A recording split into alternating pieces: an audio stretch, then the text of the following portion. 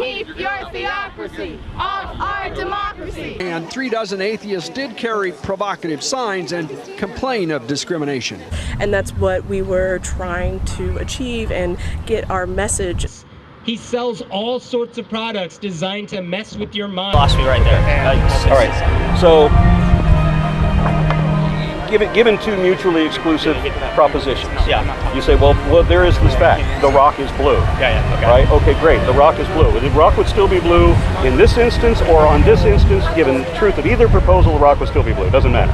That's just a fact. Yeah. But if the rock can only be blue, if things are blue and somebody else says things cannot be blue, well, then there's a problem. Yeah. What do these people have in common? A couple of things. First off, they live on the planet Earth. Hold up, hang on. If we get too nitpicky, we'll be here forever. So, skipping ahead to the point, they're atheists and they're fighting for what they believe is right. Today, we're going to be looking at why this fight is proof that God exists. You're the best around. Nothing gonna ever keep you down. I don't know why that song is in my head. Look at this. What is this? What do you think this is? What does this mean to you? It's nothing that deep. It's an orange, but it's going to be an illustration. Look, if I say to you orange, you will think of either this fruit or the colour of this fruit. This object is the perfect physical embodiment of the concept of orange. We see this and we know what it means to be orange. Everything about this is orange. Now, what is this? I know what you're thinking. It's a banana. Yeah, but ignore that for now because it's another illustration. This is a not orange. Look at it. It's the wrong colour, it's all elongated and curved. Nothing about this is orange. We look at this and we see no orangeness. Over here we have the embodiment of all things orange, but this is not orange.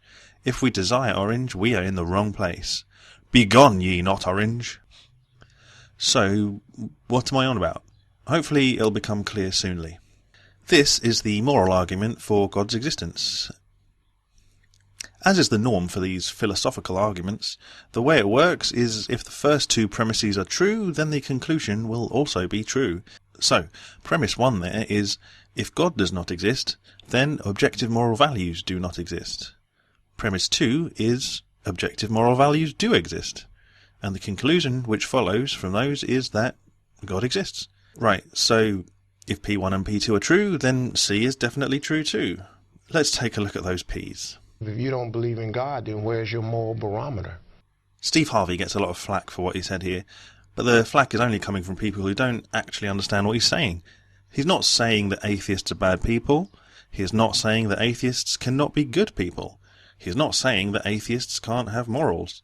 What he is saying is that if atheism is true, and that God does not exist, then there is no moral barometer for anybody. I think that's what he's saying anyway. It's what he should be saying. It's what I say. Remember what I was saying about the orange? It was a whole minute ago. I know it's a stretch for the memory, but we can do it together. The orange is the embodiment of orange. We see it, we feel it, and we know what it means to be orange. The orange is the objective standard for orangeness. It's the orange barometer. If we say something else has orangeness, we're comparing it to the orange. We're saying it is almost like the orange. It shares some of the qualities. If we take the orange to be 100% orangeness, we can take the banana and say, well, it's not the right shape, it's the wrong colour, but it's still a fruit. Then maybe the banana has like 33% orangeness? What about this ball? It's a better shape, it's the right colour, so maybe this has 66% orangeness. So we're saying that the orange value of the banana is 33% and the orange value of the ball is 66%. The ball is more orange than the banana. There's different values and some things have higher value than others. And that's objective because it's compared to the object that is pure orange. That's what an objective value is, kind of.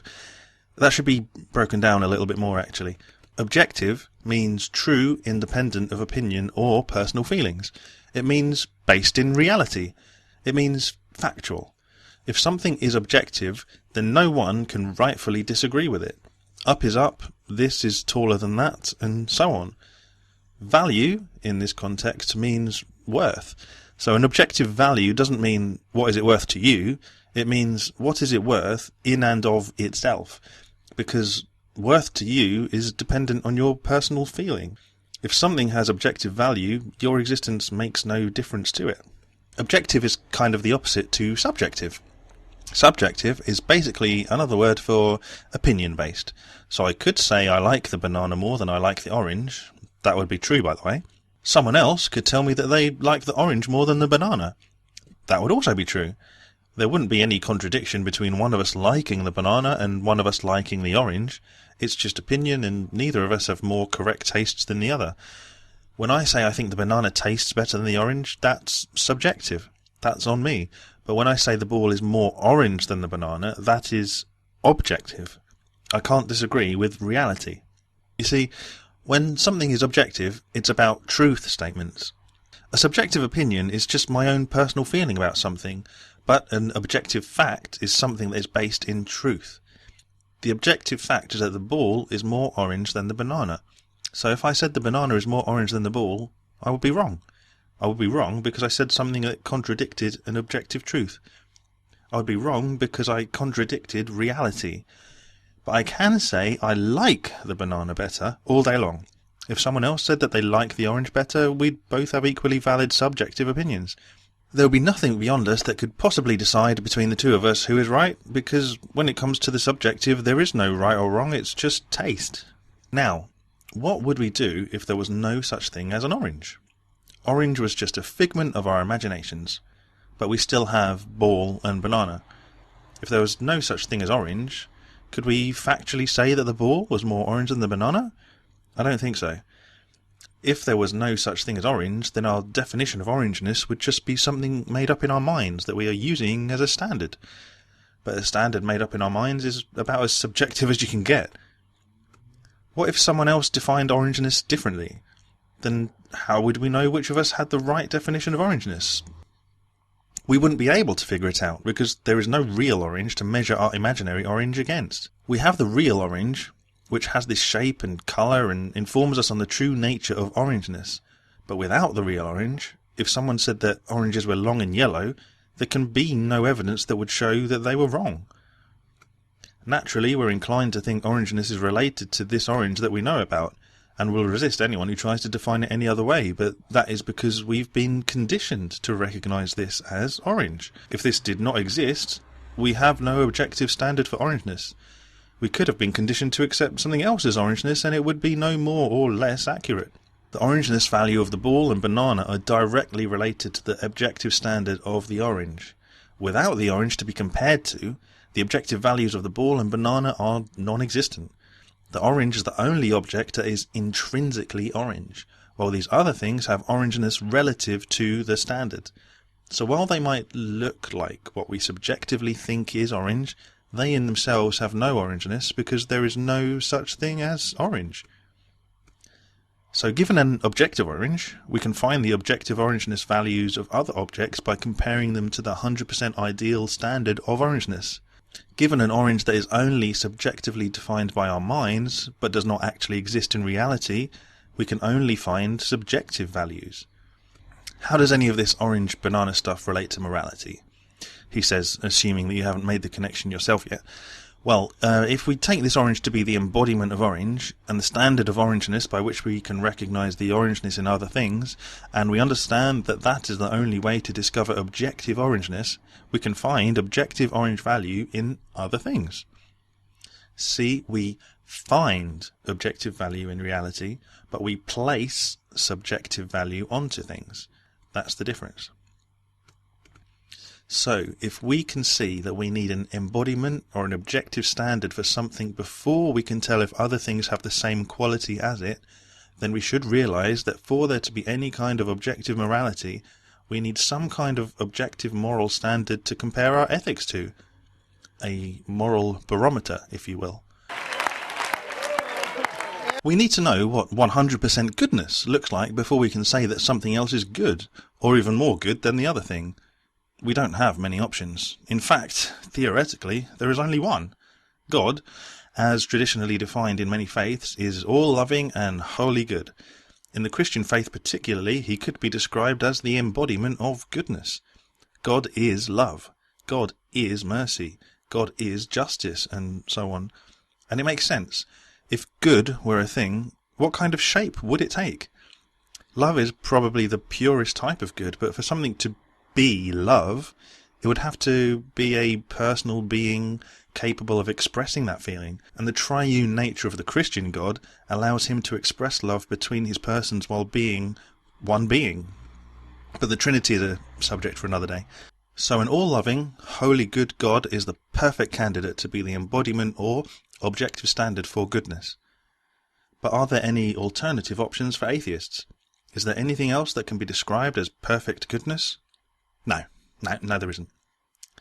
Yeah, we all like rainbows, they're pretty, they don't hurt anyone, they're a scientific marvel, but they don't really do anything or make lives better in any practical way beyond a few moments of awe. I said awe. A-W-E. That's better. In short, there is absolutely nothing in the natural universe that can be considered the true embodiment of goodness. Everything either has a dark side or decays and dies.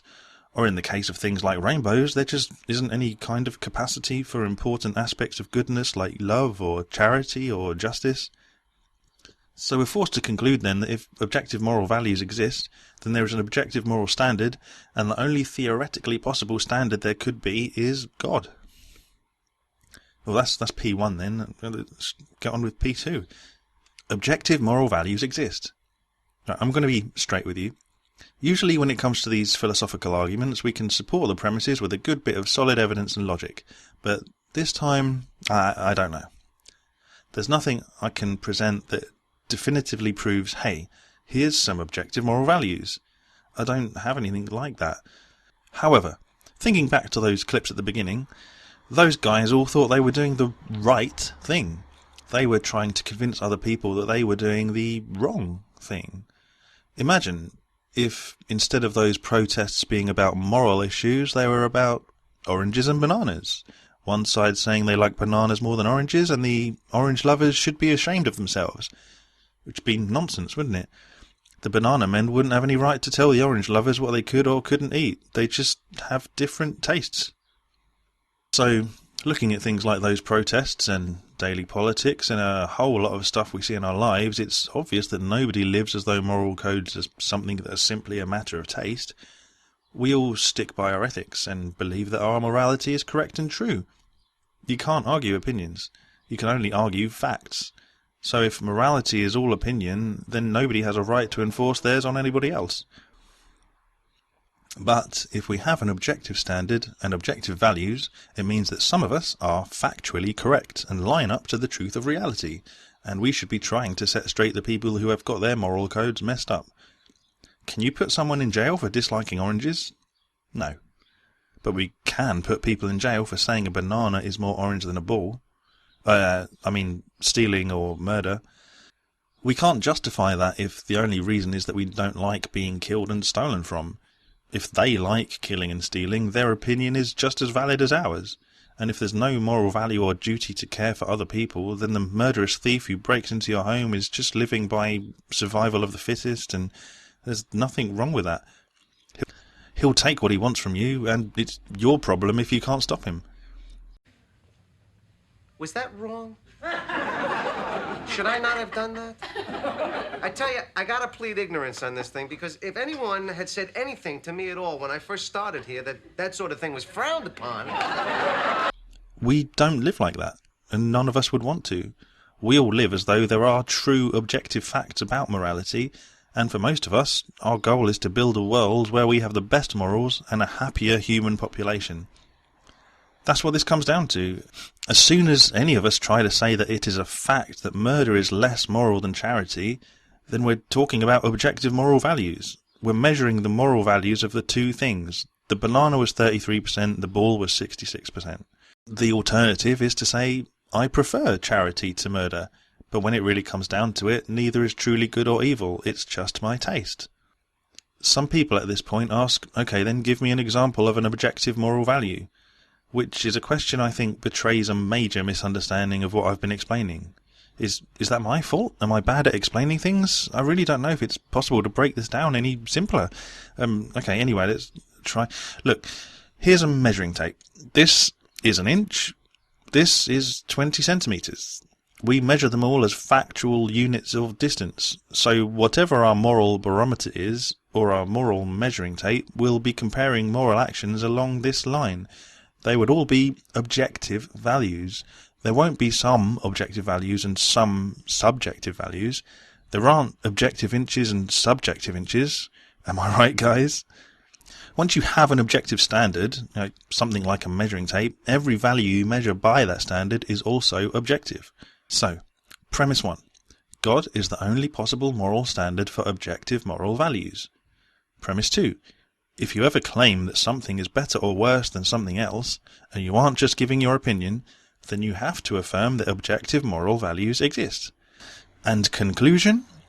If you agree that some things really are good, and some things really are wrong, then you can only conclude that God exists. C.S. Lewis put it really well. He said, draw a straight line.